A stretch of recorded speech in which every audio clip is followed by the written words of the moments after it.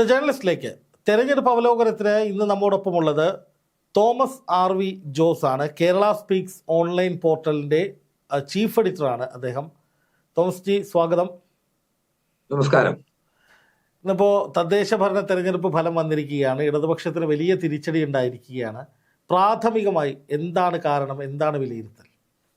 പ്രാഥമികമായി ഒരു ജനവിരുദ്ധ സർക്കാരിനോടുള്ള ജനങ്ങളുടെ പ്രതിഷേധമാണ് ഈ ജനവിധി എന്ന് കൃത്യമായി പറയാം. കാരണം ഇവിടെ നമ്മൾ പല PR സ്റ്റണ്ടുകളും ഈ കഴിഞ്ഞ 4.25 വർഷത്തിനിടയിൽ കേരളത്തിന് സാക്ഷിയായിട്ട്, പക്ഷേ ഇതൊന്നും ജനങ്ങളുടെ ജീവിതത്തെ ബാധിക്കുന്ന പ്രശ്നങ്ങൾക്കുള്ള പരിഹാരമല്ല എന്ന തിരിച്ചറിവ് ഇടതുമുന്നണിക്കും CPM-നും ഒഴികെ മറ്റെല്ലാവർക്കും ഉണ്ടായി എന്ന യാഥാർത്ഥ്യം ഇന്ന് ഒരു വോട്ടിംഗ് കണക്കുകളിലൂടെ പുറത്തു വന്നിരിക്കുകയാണെന്നാണ് എന്റെ ഒരു കാഴ്ചപ്പാട്. പിന്നെ നമ്മൾ ഇവിടെ വളരെ കൂടുതൽ വിശകലനം ചെയ്ത് പോകണമെങ്കിൽ വളരെ സ്ട്രാറ്റജിക് ആയിട്ടുള്ള ഒരു ഷിഫ്റ്റ് കൂടി വോട്ടിംഗ് പാറ്റേണിൽ കേരളത്തിൽ ഉണ്ടായി. ഇടതുമുന്നണിയെ സംബന്ധിച്ച്, CPM-നെ സംബന്ധിച്ച് അവരുടെ അടിസ്ഥാന വോട്ട് ബാങ്കായ പിന്നോക്ക ഹിന്ദു വോട്ട് ബാങ്കിൽ വലിയ കടന്നുകയറ്റം BJP നടത്തി. അതേസമയം തന്നെ ന്യൂനപക്ഷ വോട്ട് ബാങ്കുകൾ UDF-നൊപ്പം അടിയുറച്ചു നിൽക്കുന്ന കാഴ്ചയും നമുക്ക് കാണാൻ കഴിയും. അതായത് ഒരേ സമയം ഹിന്ദു വോട്ടുകളും ന്യൂനപക്ഷ മുസ്ലിം വോട്ടുകളും ക്രൈസ്തവ വോട്ടുകളും ഒക്കെ അടപടലം പോകുന്നൊരു സാഹചര്യം. അതെ. പിന്നെ മറ്റൊരു പ്രധാനപ്പെട്ട വിഷയം, അതായത് നമ്മളൊരു തെരഞ്ഞെടുപ്പിൽ ജനങ്ങളെ വില കുറച്ച് കണ്ടതിനുള്ള ഒരു തിരിച്ചടിയാണ് ഈ ഉണ്ടായിരിക്കുന്നത്. നമുക്കറിയാം, രാഹുൽ മാങ്കൂട്ടം വിഷയം, അല്ലെങ്കിൽ രാഹുൽ മാങ്കൂട്ടം ലൈംഗിക അപവാദ കേസിൽ പെട്ടത് വലിയ രീതിയിൽ ചർച്ചയാക്കിക്കൊണ്ട് യഥാർത്ഥ വിഷയങ്ങളിൽ നിന്ന് വഴിതിരിച്ചു വിട്ടുകൊണ്ട് ഈ തെരഞ്ഞെടുപ്പിനെ മാനേജ് ചെയ്യുവാൻ CPM-ഉം മുഖ്യമന്ത്രി പിണറായി വിജയനും നടത്തിയ ശ്രമങ്ങൾക്കുള്ള വലിയ തിരിച്ചടി കൂടിയാണ്. നമുക്കറിയാം, നിരവധി വിഷയങ്ങളെ സമീപിക്കുവാൻ മുഖ്യമന്ത്രിക്ക് സാധിച്ചില്ല. അദ്ദേഹം മാധ്യമങ്ങളെ പോലും കാണാതെ ഒളിച്ചിരുന്ന ഘട്ടത്തിൽ നിന്ന് രാഹുലിന് മുൻകൂർ ജാമ്യം നിഷേധിക്കുന്ന ഒരു സാഹചര്യത്തിൽ പുറത്തു വരികയുണ്ടായി. എന്നിട്ട് കോൺഗ്രസിലെ സ്ത്രീ പീഡകരെ കുറിച്ച് വലിയ രീതിയിൽ മാധ്യമങ്ങൾക്ക് മുന്നിൽ ഒരു പ്രകടനം നടത്തുകയുണ്ടായി. അപ്പൊ അതിനെല്ലാം ഉണ്ടായ വലിയ തിരിച്ചടിയാണ് ഇപ്പോൾ സംഭവിച്ചിട്ടുള്ള ഈ പരാജയം എന്നാണ് എന്റെ കാഴ്ച. ഇതിൽ BJP-യുടെ വളർച്ച എന്നൊന്ന് സംഭവിച്ചു എന്നാണ് നമുക്ക് കാണാൻ സാധിക്കുന്നത്. കോർപ്പറേഷൻ പിടിച്ചു, ഏതാണ്ട് 3000-ഓളം സീറ്റുകൾ വാർഡുകളിലൊക്കെ അടക്കം എല്ലാം ചേർത്ത് ഏതാണ്ട് 3000-നടുത്ത് വിജയങ്ങൾ BJP-ക്ക് ഉണ്ടായിട്ടുണ്ട്. അത് ഏതാണ്ട് കഴിഞ്ഞ തവണത്തേക്കാൾ ഇരട്ടിയോളമാണ് എന്നാണ് പറയുന്നത്. ഇതിനെ എങ്ങനെ കാണണം കേരളം? ഞാൻ നേരത്തെ പറഞ്ഞല്ലോ, ഇവിടെ വ്യക്തമായ ഒരു സ്ട്രാറ്റജിക് ഷിഫ്റ്റ് ആണ് ഉണ്ടായിരിക്കുന്നത്. CPM-നെ സംബന്ധിച്ച് അവരുടെ ഒരു കണക്കുകൂട്ടൽ ഉണ്ടായിരുന്നത് BJP-യുടെ വളർച്ച ആത്യന്തികമായി കോൺഗ്രസിനെയും UDF-നെയും തളർത്തുമെന്നതായി. അതുകൊണ്ട് തന്നെ BJP-ക്ക് വലിയ രീതിയിൽ കുടപിടിക്കുന്ന ഒരു സമീപനം CPM സ്വീകരിക്കുകയും ചെയ്തിട്ടുണ്ട്. പല വിഷയങ്ങളിലും അത് കേരളം കണ്ടിട്ടുള്ളതാണ്. ഏറ്റവും ഒടുവിലായി നമ്മൾ അങ്ങനെ ഒരു സാഹചര്യം കണ്ടത് PM ശ്രീ വിവാദത്തിന്റെ കാര്യത്തിൽ. എന്നാൽ ഇവിടെ വാസ്തവത്തിൽ എന്താ സംഭവിച്ചത്? UDF-നെ സംബന്ധിച്ച് പോകുവാനുള്ള, BJP-യിലേക്ക് പോകുവാനുള്ള വോട്ടുകളെല്ലാം 2021 നിയമസഭാ തെരഞ്ഞെടുപ്പിൽ തന്നെ പോയി കഴിഞ്ഞു. എന്നാൽ അതേസമയം ന്യൂനപക്ഷ വോട്ടുകളെ CPM-ന് ചേർത്ത് നിർത്തുവാനും സാധിച്ചു. എന്നാൽ 2024 പാർലമെന്റ് തെരഞ്ഞെടുപ്പ് ആയപ്പോഴേക്കും ന്യൂനപക്ഷങ്ങൾ CPM-നെ കൈവിട്ടു. അവർ BJP-യെ പ്രീണിപ്പിച്ചതുകൊണ്ട് CPM-ന്റെ വോട്ട് ബാങ്ക് BJP-യിലേക്ക് ഷിഫ്റ്റ് ചെയ്യുകയും ചെയ്തു. അതിനുള്ള ഏറ്റവും ക്ലാസിക് ഉദാഹരണമാണ് ആലപ്പുഴ പാർലമെന്റ് മണ്ഡലത്തിൽ ശോഭാ സുരേന്ദ്രൻ ഉണ്ടാക്കിയിട്ടുള്ള ഒരു മുന്നേറ്റം എന്ന് പറയും. അതുപോലെ തന്നെ ആറ്റിങ്ങൽ പാർലമെന്റ് മണ്ഡലത്തിൽ V മുരളീധരൻ നേടിയ വോട്ടുകളെല്ലാം ഇതിന്റെ സാധൂകരണങ്ങളാണ്. ആ തിരിച്ചറിവിന്റെ അടിസ്ഥാനത്തിലാണ് വെള്ളാപ്പള്ളി നടേശനെ മുന്നിൽ നിർത്തി ഈഴവ വോട്ട് ബാങ്കിനെ പിടിച്ചു നിർത്തുവാനും അതിനുവേണ്ടി മുസ്ലിം വോട്ട് ബാങ്കിനെ തള്ളിപ്പറയുവാനും വേണ്ടി CPM നടത്തിയിട്ടുള്ള ശ്രമങ്ങൾ. വെള്ളാപ്പള്ളി നടേശൻ മലപ്പുറത്തെ കുറിച്ച് പറഞ്ഞിട്ടുള്ള കാര്യങ്ങളെല്ലാം കേരളത്തിലെ ന്യൂനപക്ഷ സമൂഹം മാത്രമല്ല, മതേതര വിശ്വാസികളായ വോട്ടർമാർ പോലും വളരെ ഗൗരവത്തോടു കൂടി കണക്കിലെടുത്ത് CPM-നെ തള്ളിക്കളയാൻ തീരുമാനിക്കുകയായിരുന്നു. അപ്പൊ ഒരു സമുദായ നേതാവിനെ കൂടെ നിർത്താൻ സാധിച്ചു എന്നതിനപ്പുറം CPM-ന് അവരോട് ചേർന്ന് നിന്നിരുന്ന ന്യൂനപക്ഷ വോട്ട് ബാങ്കുകളെയും പിന്നോക്ക ഹിന്ദു വോട്ട് ബാങ്കുകളെയും ഒരുപോലെ നഷ്ടപ്പെട്ടു. അതിൽ ന്യൂനപക്ഷ വോട്ട് ബാങ്കുകൾ, ഭൂരിപക്ഷ ന്യൂനപക്ഷ ഹിന്ദു വോട്ട് ബാങ്കുകളിലെ മതേതര വിശ്വാസികളെല്ലാം UDF-ലേക്ക് എത്തുകയും മറ്റൊരു വിഭാഗം BJP-യിലേക്ക് പോവുകയും ചെയ്തു. ഇത് നിലനിൽക്കുന്ന ഒരു പ്രതിഭാസമാണോ? ശരിക്കും വരുന്ന നിയമസഭാ തെരഞ്ഞെടുപ്പിലും ഇതേ ട്രെൻഡ് തന്നെ വരും എന്ന് കരുതാൻ പറ്റുമോ? അതോ അതിനുള്ളിൽ ഈ ചുരുങ്ങിയ സമയം കൊണ്ട് CPM ഇതിൽ നിന്ന് പാഠം ഉൾക്കൊണ്ട് വോട്ട് ബാങ്ക് തിരിച്ചു പിടിക്കാനുള്ള എന്തെങ്കിലും ഗെയിമുകൾ ഉണ്ടാകാൻ സാധ്യതയുണ്ടോ? അതായത് ഈ ഗെയിം കൊണ്ട് കേരളത്തിലെ ജനങ്ങളെ, 4.5 വർഷത്തിന്റെ ഭരണത്തിന്റെ കെടുതി അനുഭവിക്കുന്ന ജനങ്ങളെ എന്ത് ഗെയിം കളിച്ചാൽ പറ്റിക്കാൻ പറ്റുമെന്നാണ് പറയുന്നത്. അങ്ങനെ ഏതെങ്കിലും ഒരു ഗെയിം കളിച്ചാൽ പറ്റിക്കാമായിരുന്നുവെങ്കിൽ മുഖ്യമന്ത്രി പ്രഖ്യാപിച്ച ക്ഷേമ പെൻഷൻ വർധനയുടെ ഇഫക്റ്റ് ഒക്കെ ഈ തെരഞ്ഞെടുപ്പിൽ ഉണ്ടാവില്ലായിരുന്നു. അപ്പൊ അതൊന്നും ഉണ്ടായിട്ടില്ല. യഥാർത്ഥത്തിൽ നമ്മുടെ രാഷ്ട്രീയം മുന്നോട്ട് പോകുന്നത് ഒരു 2026 നിയമസഭാ തെരഞ്ഞെടുപ്പിന് ശേഷം CPM-ന്റെ രാഷ്ട്രീയ പ്രസക്തി തന്നെ ചോദ്യം ചെയ്യപ്പെടും. ഇവിടെ എന്റെ ഒരു റീഡിങ് UDF ഭരണം പിടിക്കുമ്പോൾ വലിയ താമസമില്ലാതെ മുഖ്യ പ്രതിപക്ഷ കക്ഷിയാകുവാനുള്ള ഒരു സാഹചര്യം അല്ലെങ്കിൽ പൊളിറ്റിക്കൽ സ്പേസ് BJPക്ക് മുന്നിൽ ഓപ്പൺ ചെയ്യപ്പെടുന്നുണ്ട്. അതിന്റെ ക്ലാസിക് ഉദാഹരണമാണ് തിരുവനന്തപുരം കോർപ്പറേഷൻ. തിരുവനന്തപുരം കോർപ്പറേഷനിൽ UDF വലിയ രീതിയിൽ മുന്നേറ്റമുണ്ടാക്കി, BJPയും മുന്നേറ്റമുണ്ടാക്കി. 51 സീറ്റുകൾ നേടി അധികാരത്തിലിരുന്ന CPM UDF-ന് ഏറെക്കുറെ ഒപ്പം എന്ന നിലയിലേക്ക് പതിച്ചിരിക്കുക. അതാണ് തീർച്ചയായും. അല്ല, ഞാൻ പറയുന്നത് വളരെ തീർച്ചയായും BJPക്ക് വലിയ രീതിയിലുള്ള വളർച്ചയുണ്ടാകും. BJPയെ പ്രതിരോധിക്കുവാൻ കേരളത്തിലെ ജനത UDF-നൊപ്പം ഉറച്ചു നിൽക്കും. അതോടുകൂടി CPM-ന്റെ രാഷ്ട്രീയ പ്രസക്തി ഇല്ലാതാകും. പക്ഷെ ഇവിടെ CPM ആദ്യം വിചാരിച്ചത് കോൺഗ്രസിനെ ഇല്ലാതാക്കാൻ BJPയെ സഹായിക്കുക. അങ്ങനെ വരുമ്പോൾ കോൺഗ്രസ് ഇല്ലാതാകും, പിന്നെ BJP CPM തമ്മിലാകും എന്ന നിലയിലായിരുന്നു CPM വിചാരിച്ചിരുന്നത്. പക്ഷേ അത് അങ്ങനെയല്ല, നേരെ തിരിഞ്ഞു പോയി. അതായത് നമുക്കറിയാമല്ലോ, ഇപ്പോ BJPയുടെ ഒരു രാഷ്ട്രീയ ശൈലിയുണ്ട്. അവർ സഖ്യകക്ഷികളെ വിഴുങ്ങുന്ന പാർട്ടിയാണ്. കേരളത്തിൽ രണ്ട് പക്ഷത്ത് നിൽക്കുമ്പോഴും സഖ്യകക്ഷികളെ പോലെയാണ് BJPയും CPM-ഉം പെരുമാറിയിരുന്നത്.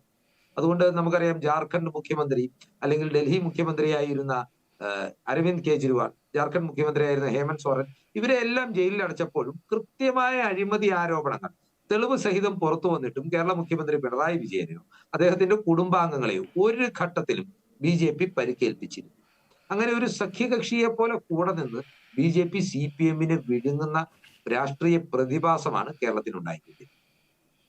ഇത് ന്യൂനപക്ഷങ്ങൾ കുറെ കൂടി അലർട്ടായിട്ടുണ്ട് എന്ന് വേണ്ട കരുതാൻ.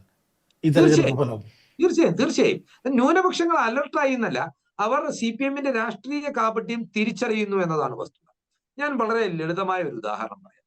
നമ്മുടെ നാട്ടില് പബ്ലിക് ഹോളിഡേ ഉണ്ട്, മുഹറം എന്ന് പറഞ്ഞ ഒരു മുസ്ലിം ഫെസ്റ്റിവലാണ്. അപ്പൊ ഇത്തവണ ആ മുഹറത്തിന്റെ ഈ കലണ്ടർ അവധിയും ആ മുഹറം പ്രഖ്യാപിച്ച ദിവസവും തമ്മിൽ മാറ്റം വന്നപ്പോൾ കേരളത്തിലെ മുസ്ലിം സംഘടനകൾ ഒന്നടങ്കം മുഹറം പ്രഖ്യാപിച്ച അവധി ദിവസത്തിലേക്ക് അവധി മാറ്റണമെന്ന് ആവശ്യം. എന്നാൽ മുഖ്യമന്ത്രി അതിന് തയ്യാറായില്ല. യഥാർത്ഥത്തിൽ അത് ഒരു മുസ്ലിം ന്യൂനപക്ഷങ്ങളെ തള്ളിക്കളഞ്ഞുകൊണ്ട് BJPയെ ചേർത്ത് നിർത്തുന്ന ഒരു സമീപനമാണ് അവിടെ ഇവർ സ്വീകരിച്ചത്. അപ്പൊ മുഖ്യമന്ത്രിയുടെ ഈ തീരുമാനത്തിന് വലിയ രീതിയിൽ കയ്യടി കിട്ടിയത് BJP പ്രൊഫൈലുകളിലാണ്. അപ്പൊ നമ്മളൊരു അപകടം എന്ന് പറയുന്നത് ഒരു ഇൻസ്റ്റിങ്ക്റ്റിന്റെ ഭാഗമായി തീർച്ചയായും ആ വേട്ടയാടപ്പെടുന്നവർ തിരിച്ചറിയും. അപ്പൊ ഏത് പക്ഷമാണ് ശരി എന്ന് ജനം തിരിച്ചറിഞ്ഞു. അത് ഇടതുപക്ഷമല്ല എന്നവർ കൃത്യമായി തിരിച്ചറിഞ്ഞു. അതുകൊണ്ട് തന്നെ ഇത്രയും കാലം സംരക്ഷിച്ചു നിർത്തിയ ഇടതുപക്ഷത്തെ അവർ തള്ളിക്കളഞ്ഞു. അത്രയേ ഉള്ളൂ. ഇപ്പൊ ഇവിടെ ഉയരുന്ന പ്രധാനപ്പെട്ട ഒരു ചോദ്യം, ഇപ്പോൾ കോൺഗ്രസ് നേതാക്കളൊക്കെ പറയുന്നത്, സകല നേതാക്കളും പറയുന്നത്, ഇനി 2026 നിയമസഭാ തെരഞ്ഞെടുപ്പിൽ വലിയ വിജയം കോൺഗ്രസിന് ഉണ്ടാകുമെന്നാണ്. പക്ഷെ എനിക്ക് അപ്പോഴുള്ളൊരു സംശയം, ഇപ്പോൾ കോൺഗ്രസിനകത്ത് തന്നെ പലതരത്തിലുള്ള തർക്കങ്ങൾ, അങ്ങോട്ടും ഇങ്ങോട്ടുമുള്ള പ്രശ്നങ്ങൾ നിലനിൽക്കുന്നുണ്ട്. ഓരോരുത്തരും ഞാനാണ് മുഖ്യമന്ത്രി സ്ഥാനാർത്ഥി എന്ന നിലയിലേക്ക് അവതരിക്കപ്പെടുന്ന ചില നേതാക്കളുണ്ട്. ഇപ്പോൾ രാഹുൽ മാങ്കൂട്ടത്തിൽ വിഷയത്തിൽ പോലും ആ അവ്യക്തത, ആ യോജിപ്പില്ലായ്മ ഒക്കെ നമ്മൾ കണ്ടതാണ്. അപ്പം അങ്ങനെ നിൽക്കുന്ന കോൺഗ്രസ്സിന് എത്രത്തോളം ഈ ഭരണത്തിലേക്ക്, നിയമസഭാ തെരഞ്ഞെടുപ്പിലെ ഭരണത്തിലേക്ക് ഉറപ്പ് പറയാൻ കഴിയുമെന്നുള്ളതാണ് മറ്റൊരു ചോദ്യം. ഇതിപ്പോ പാർലമെന്റിന്റെ ആണെങ്കിലും തദ്ദേശ തെരഞ്ഞെടുപ്പിന്റെ ആണെങ്കിലും ട്രെൻഡ് കോൺഗ്രസിന് അധികാരം നൽകുവാൻ ജനങ്ങൾക്ക് മടിയില്ല എന്നതാണ്. പക്ഷെ ഇവിടെ നമ്മൾ ഓർക്കേണ്ടത് ഒരു പ്രധാനപ്പെട്ട വിഷയം, 2010 തദ്ദേശ തെരഞ്ഞെടുപ്പിലാണ് ഇതിനു മുമ്പ് ഇത്തരത്തിൽ UDF-ന് വലിയൊരു വിജയമുണ്ടായത്. അപ്പൊ വലിയ വിജയം, ഇതിനോളം ചേർന്ന് നിൽക്കുന്ന ഒരു വിജയമുണ്ടായത്. എന്നാൽ 2011 നിയമസഭാ തെരഞ്ഞെടുപ്പിൽ എന്താ സംഭവിച്ചത്? വെറും 2 വോട്ടിന്റെ ഭൂരിപക്ഷത്തിലാണ് UDF-ന് അധികാരത്തിലെത്താൻ സാധിച്ചത്.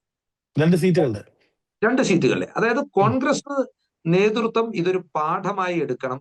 തമ്മിൽ തല്ലിയാൽ നമ്മുടെ കയ്യിലിരിപ്പ് കൊണ്ട് അധികാരം പോകുമെന്ന തിരിച്ചറിവ് 2010 11 സാഹചര്യവുമായി താരതമ്യപ്പെടുത്തിക്കൊണ്ട് നേതൃത്വം കണ്ടറിയും. ഇവിടെ സ്വാഭാവികമായും ചില കാര്യങ്ങളുണ്ട്. ഇപ്പോ നമ്മൾ പറയുകയാണെങ്കിൽ ഇവിടെ ഒരു ലീഡർഷിപ്പ് എന്ന് പറയുന്നതിൽ കോൺഗ്രസിന് ഒരുപാട് പ്രതിപാദനന്മാരായ നേതാവുണ്ട്.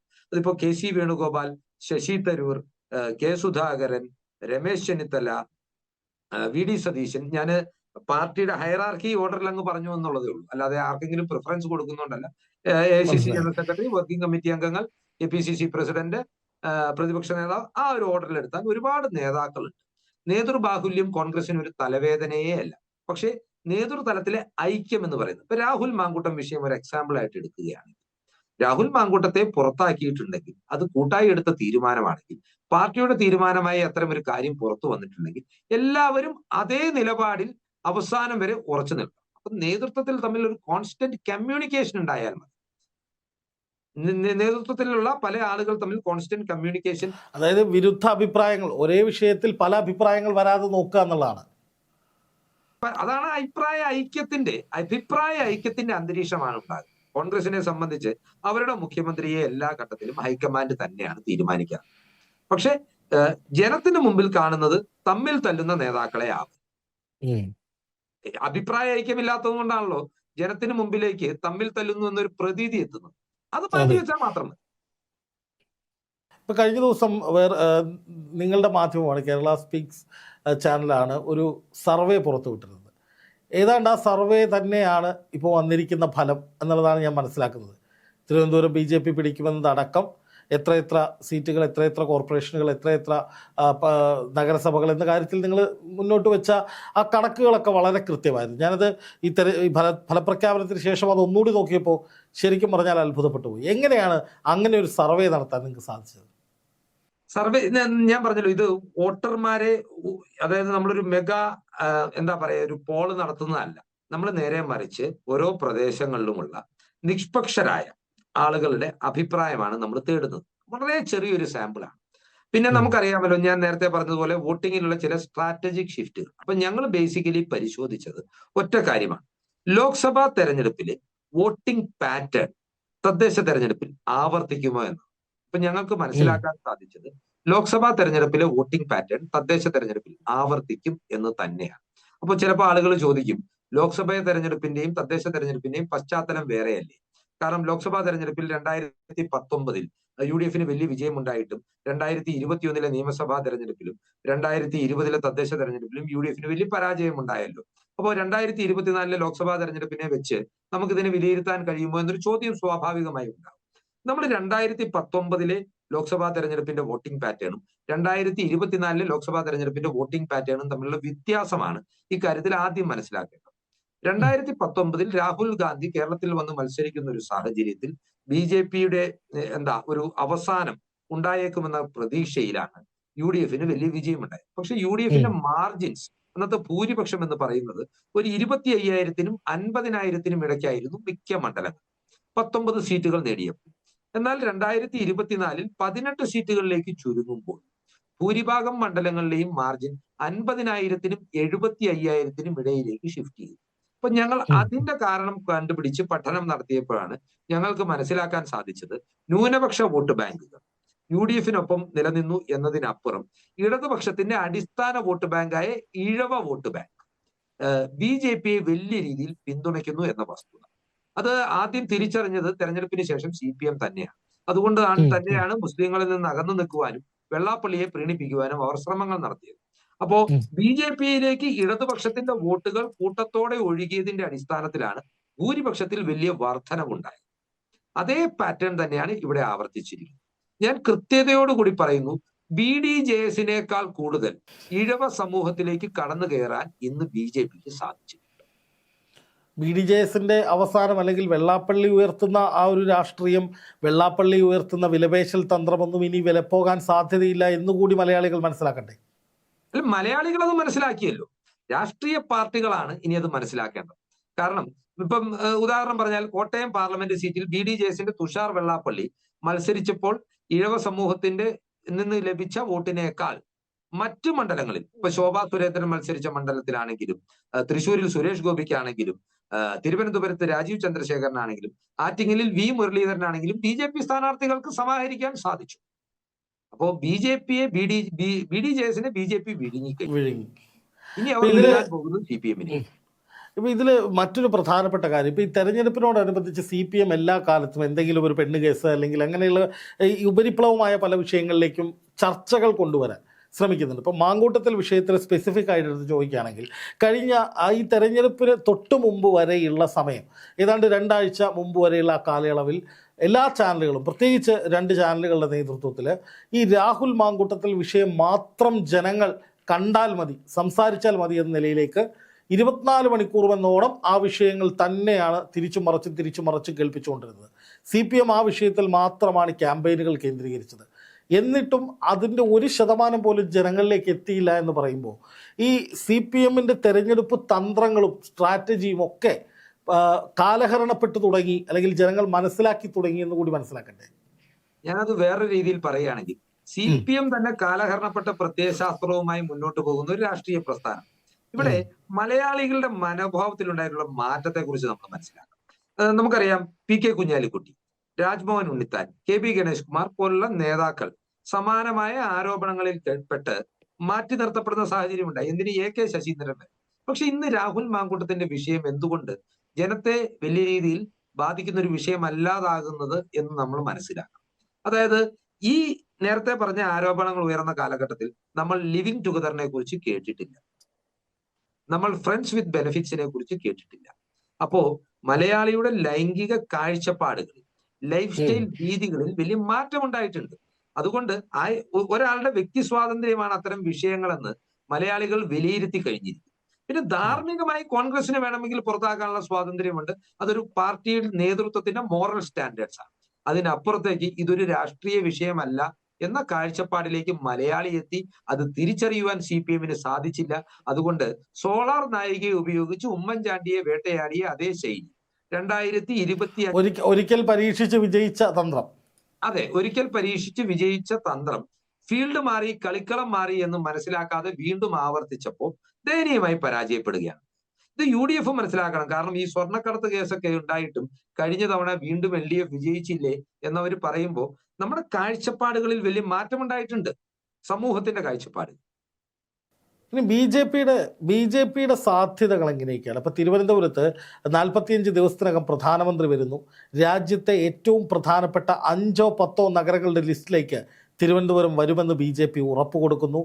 BJPയെ സംബന്ധിച്ച് തിരുവനന്തപുരത്തെ ഒരു റോൾ മോഡലാക്കി കാണിച്ച് കേരളത്തിൽ പല നഗരങ്ങളും മറ്റ് സ്ഥലങ്ങളും, അല്ലെങ്കിൽ കേരളത്തിൽ മുഴുവൻ തന്നെ ഒരു വലിയ ക്യാമ്പയിൻ നടത്താനുള്ള സാധ്യതകളുണ്ട്. എങ്ങനെയായിരിക്കും ഇനി BJPയുടെ ഈ തിരുവനന്തപുരം കോർപ്പറേഷൻ പിടിച്ചതിന് ശേഷമുള്ള ഒരു മുന്നോട്ട് പോക്ക്? തിരുവനന്തപുരം കോർപ്പറേഷൻ പിടിക്കുക എന്ന് പറയുന്നത് കേരളത്തിലെ 6 കോർപ്പറേഷനുകളിൽ ഒന്നായി നമുക്ക് തിരുവനന്തപുരത്തെ കാണാൻ കഴിയില്ല. നമുക്കറിയാം, തിരുവനന്തപുരത്തിന്റെ വളർച്ചാ മുരടിപ്പാണ് ഒരു പരിധിവരെ കൊച്ചിയെ ഒരു വാണിജ്യ തലസ്ഥാനമായി ഉയർത്തിയത്. കേരളത്തിൽ ആദ്യമായി, സൗത്ത് ഇന്ത്യയിൽ തന്നെ ആദ്യമായി IT പാർക്ക് ഉണ്ടാകുന്നത് തിരുവനന്തപുരത്താണ്. എന്നാൽ ആ മേഖലയിൽ തിരുവനന്തപുരം പിന്നോട്ട് പോവുകയും കൊച്ചി ഒരു IT ഹബ്ബായി വളരുകയും ചെയ്തു. ഇപ്പോ നേരെ മറിച്ച് തിരുവനന്തപുരത്ത് വിഴിഞ്ഞം പോർട്ടുണ്ട്, IT മേഖലയിൽ വലിയ വികസനത്തിനുള്ള സാധ്യതകളുണ്ട്, ലോജിസ്റ്റിക്സ് പാർക്കുകൾ ഉണ്ടാകാനുള്ള സാധ്യതകളുണ്ട്. അപ്പോൾ BJPയെ സംബന്ധിച്ചിടത്തോളം അവർക്ക് ലഭിച്ചിരിക്കുന്നത് വലിയൊരു അവസരമാണ്. തിരുവനന്തപുരം മോഡൽ മുന്നോട്ട് വെച്ച് കേരളം പിടിക്കുവാനുള്ള നീക്കങ്ങൾ BJPയുടെ ഭാഗത്തു നിന്നുണ്ടാകുമെന്ന കാര്യത്തിൽ തർക്കമില്ല. തിരുവനന്തപുരം മേയർ എന്ന് പറയുന്നത് കേരളത്തിന്റെ ഭരണസിരാ കേന്ദ്രത്തിൽ, നിങ്ങൾ ഓർത്തു നോക്കൂ, ഒരു സർക്കാരിനെതിരെ തിരുവനന്തപുരം മേയർ സമരത്തിനിറങ്ങിയാൽ തിരുവനന്തപുരത്തെ പോലീസുകാർക്ക് ആ മേയറെ തൊടാൻ സാധിക്കും. നാളെ വലിയ പ്രതിസന്ധികളാണ്. 2026 UDF അധികാരത്തിലെത്തിയാലും തിരുവനന്തപുരം കോർപ്പറേഷൻ ഭരണമില്ല എന്ന് പറയുന്നത് വലിയ പ്രതിസന്ധിയാണ്. മറ്റൊരു കാര്യം എന്ന് പറയുന്നത്, ഇനി പ്രധാനമന്ത്രി എത്തുമ്പോൾ തീർച്ചയായും മേയറുടെ സാന്നിധ്യം ഉണ്ടാകുമല്ലോ. അപ്പോ ഇനി വരുന്ന മേയർ ഒരു BJP പ്രതിനിധിയാണെങ്കിൽ അവിടെ BJPയുടെ സാന്നിധ്യം ഉറയ്ക്കുകയാണ്. അവരുടെ പ്രധാനമന്ത്രിയെ സ്വീകരിക്കാൻ അവരുടെ മേയർക്ക് മുൻനിരയിൽ നിൽക്കാം. അപ്പോ മേയറായി, ഗവർണറായി തലസ്ഥാനത്ത് BJPക്ക് കൃത്യമായ 2 സ്ട്രോങ് ഹോൾഡുകൾ ഉണ്ടാകുകയാണ്. അതിൽ നിന്ന് കേരളത്തിലെ മുഴുവൻ ഇടങ്ങളിലേക്കും തിരുവനന്തപുരത്തെ ഒരു മോഡലാക്കി കാണിച്ചുകൊണ്ട് BJP എങ്ങനെ പോകും എന്നുള്ളതാണ് ഞാൻ ആലോചിക്കുന്ന ഒരു കാര്യം. എല്ലായിടത്തേക്കും BJPക്ക് എത്താൻ കഴിയും. കൃത്യം പറയാം, BJPയെ സംബന്ധിച്ചിടത്തോളം അവർ വലിയ രീതിയിൽ വികസനത്തെ കുറിച്ച് സംസാരിച്ചുകൊണ്ടാണ് കേരളത്തിൽ അധികാരത്തിലേക്ക് കടന്നു കയറുവാൻ, അല്ലെങ്കിൽ പൊളിറ്റിക്കൽ സ്പേസ് ഉണ്ടാക്കുവാൻ ആഗ്രഹിക്കുന്നത്. അപ്പോൾ അതിന്റെ ഒരു പ്രോട്ടോടൈപ്പായി തിരുവനന്തപുരത്തെ ഉയർത്തി കാണിച്ചാൽ, നമുക്കറിയാം, കഴിഞ്ഞ 9 വർഷത്തിനിടയിൽ കേരളത്തിലെ നിരവധി മികച്ച നഗരങ്ങൾ വളർച്ചാ നിരക്കിൽ പുറകോട്ടാണ് പോയത്. അപ്പോ ഉം. ഇപ്പൊ ഞാൻ പറയുന്നത് ഡെവലപ്മെന്റ് ഉണ്ടാകുമ്പോൾ അത് എങ്ങനെ നമ്മുടെ ജീവിതത്തെ ബാധിക്കുമെന്ന് ചോദിച്ചാൽ 10 വർഷം മുമ്പ് വസ്തുവിനുണ്ടായിരുന്ന വില പോലും ഇന്ന് കിട്ടാത്തൊരു സാഹചര്യത്തിലൂടെയാണ് മലയാളികൾ പല സ്ഥലത്തും കടന്നു പോകും. വളരെ അപൂർവ മേഖലകളിൽ മാത്രമേ വസ്തുവിലയിൽ ഒരു കുതിച്ചുചാട്ടം ഉണ്ടാകും. അപ്പോ അപ്പൊ നമ്മുടെ സ്വത്ത് റിയൽ എസ്റ്റേറ്റ് വാല്യൂ ഉയർന്നാൽ സ്വാഭാവികമായിട്ടും നമ്മുടെ സ്വത്തിന്റെ മൂല്യം വർദ്ധിക്കുകയാണ്. എന്ന് പറഞ്ഞതുപോലെ BJP വന്നാൽ അത്തരത്തിൽ ഭൗതികമായ നേട്ടങ്ങൾ ഉണ്ടാകും എന്ന് ജനങ്ങളെ വിശ്വസിപ്പിക്കുവാൻ BJPക്ക് എല്ലാ ഘട്ടത്തിലും കഴിഞ്ഞിട്ടുണ്ട്.